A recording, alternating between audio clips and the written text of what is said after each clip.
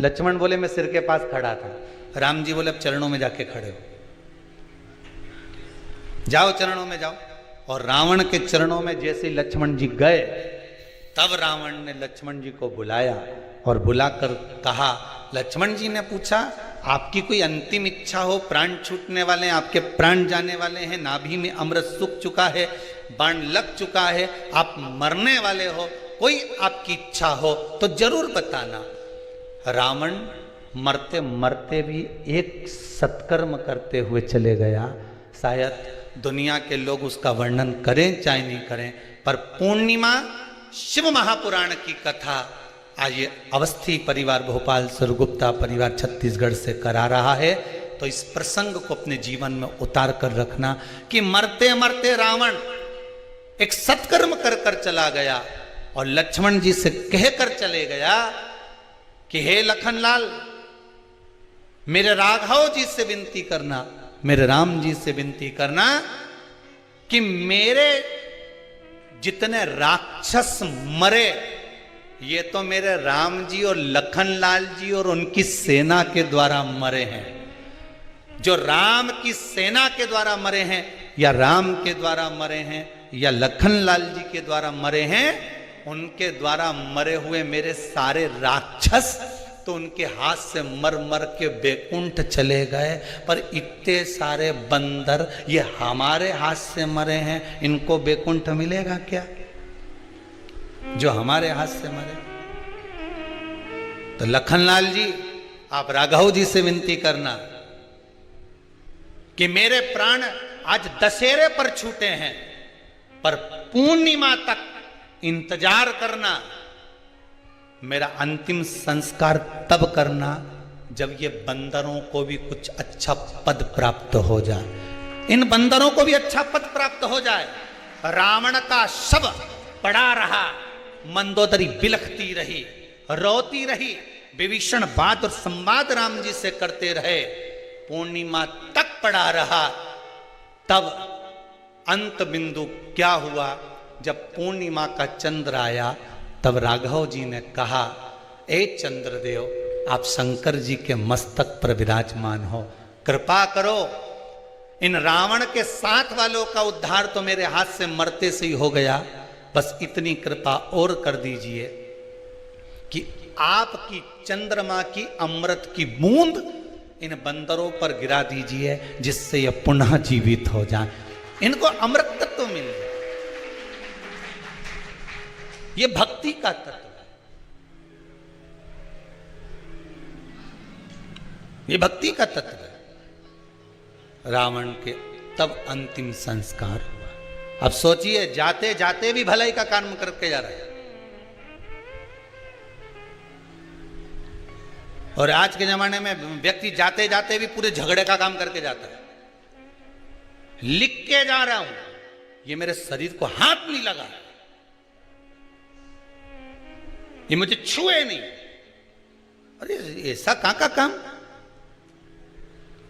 जरा सा झगड़ा हो ही नहीं तो तुम लड़ाई में कह दो, मैं तो पांव नहीं धरूंगा तेरे यहां, और तेरा मुंडा नहीं देखूंगा, और मैं तेरे यहां आऊंगा नहीं।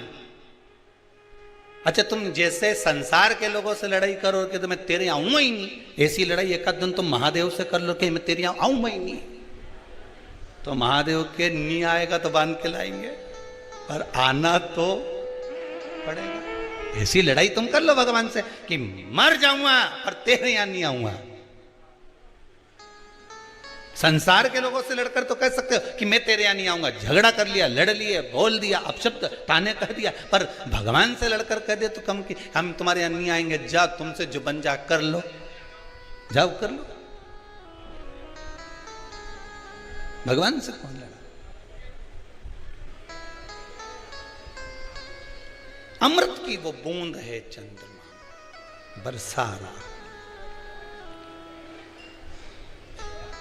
महाराज शिव महापुराण की कथा कह रहे हैं।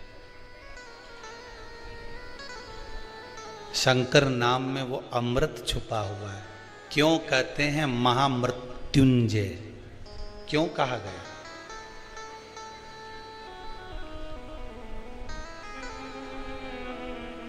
हम सार्वजनिक रूप से तो महामृत्युंजय मंत्र नहीं बोलेंगे, पर वायलिन के द्वारा, वाद्ययंत्र के द्वारा आप अपने भीतर से वेद मंत्र का स्मरण ओम।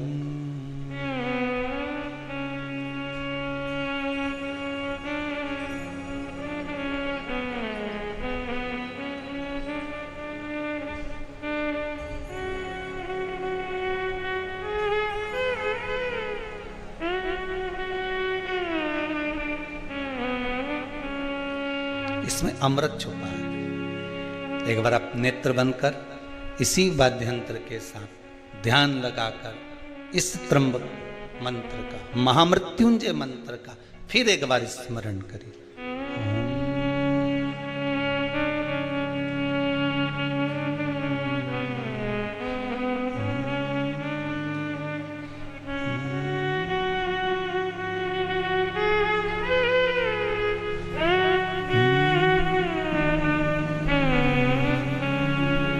ये वो मंत्र है, शिव का अमृत तत्व इस महामृत्युंजय मंत्र के अंदर छुपा हुआ है। शिव का अमृत मंत्र। अगर किसी का एक्सीडेंट हो जाए, शुगर बीपी बढ़ गया, कोई बड़ा रोग आ गया, तो सबसे पहले आप पंडित देवता को बुलाकर, ब्राह्मण देवता को बुलाकर, अपने नगर के पुरोहित ब्राह्मण आदि जोगी सन्यासी जो भी है उनके पास में जाकर पूछोगे, गुरुदेव जरा पत्रिका देखिए, पत्रिका देखकर मेरे दादाजी का, मेरे पिताजी का, मेरी माताजी का, मेरे भाई का, बंधु का, सखा का, पति का, पत्नी का, बेटे का, पुत्र का, जरा देखकर बताओ किसका ग्रह क्या चल रहा है। और कह दिया इसके ग्रह तो सब ठीक है। नहीं नहीं गुरुदेव, इसको कष्ट बहुत है,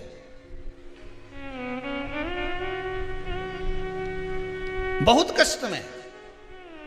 किसी भी ब्राह्मण देवता से पूछोगे, नगर के किसी ब्राह्मण जन से आप पूछोगे, किसी विद्वान पंडित जी से आप पूछोगे, तो वो अगर शरीर में कष्ट है, रोग है, बीमारी है, बड़ी विपदा आन पड़ी है, तो कोई तुमसे नहीं कहेगा कि कनक धारा का पाठ करिए, कोई तुमसे ये नहीं कहेगा कि श्री सूक्त का पाठ करिए, कोई तुमसे ये नहीं कहेगा कि पुरुष सूक्त का पाठ करिए। अगर विपदा भरी है, रोग बड़ा है, तकलीफ बड़ी है, कष्ट बड़ा है, तो कोई तुमसे ब्राह्मण जन, विप्रजन, विद्वान पंडित जन एक बात जरूर कहेंगे कि महामृत्युंजय का अनुष्ठान करवा लीजिए। क्यों? महामृत्युंजय के उस मंत्र में क्या छुपा है? महामृत्युंजय के उस मंत्र में है क्या? तो महामृत्युंजय के उस मंत्र में चंद्र और शिव का अमृत तत्व छुपा हुआ है।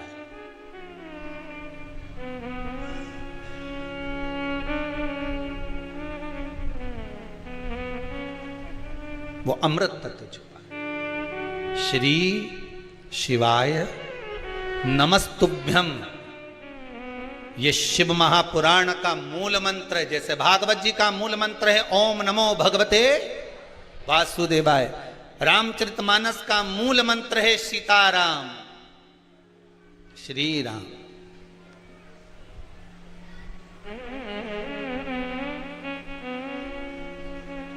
शिव महापुराण का मूल मंत्र है श्री शिवाय नमस्ते। इस मंत्र में कुछ तो सुख होगा। ये किसी ने पर्चा लिखकर भेजा है, देखिए पर्चे तो आए हैं पर हम पढ़ नहीं पाए हो ज्यादा।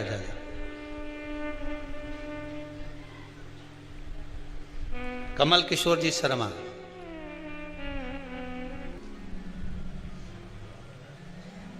आप जब फ्री रहा करो, हम तो कहेंगे कुबेरेश्वर धाम में अगर आए हो, कुबेरेश्वर धाम में अगर पहुंचे हो और बाबा की कथा सुनने के लिए आए हो, तो जितना देर आपको समय मिला करे एकांत में बैठकर, कुबेरेश्वर धाम की कंकर में शंकर है, बैठकर, नहीं आए जिस जगह पर बैठकर कथा सुन रहे हो, भोजन बनाते हुए, सोफे पर बैठकर भोजन करते हुए, क्योंकि ये समय 11 बजे से 2 बजे का समय तो खाने का भी, निपटाने का भी है, तो आप जिस जगह पर हो उस जगह पर बैठकर शंकर की कथा का स्मरण करते हुए, नाम जाप करते हुए, नाम मंत्र बोलते हुए, श्री शिवाय नमस्तुभ्यम, इस मंत्र का स्मरण करते रहो, जपते। शिव मंत्र है, शिव महापुराण की कथा कर रहे हैं।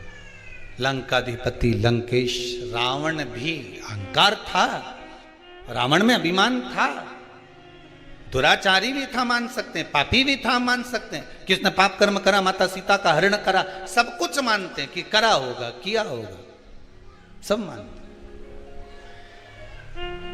पर